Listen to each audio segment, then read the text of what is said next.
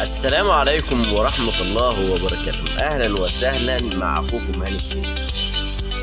المهندس اللي قدام حضراتكم بيعرفنا إزاي من على طريق الميكروسكوب نقدر إن إحنا نرفع الأي سي بتاع الباور أو أي أي سيات زي الرامات والحاجات ديت، وننظف كويس جدا وإحنا شايفين تحت الميكروسكوب بطريقة كويسة جدا.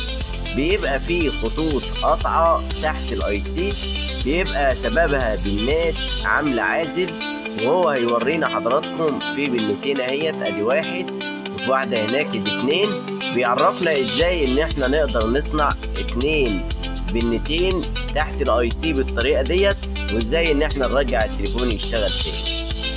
فيديوهاتي من على الانترنت بشاركها مع حضراتكم، ما تنسوش الاشتراك واللايك، ورأيكم مهم جدا لينا في التعليقات. ما تنسوش تصلوا على الحبيب.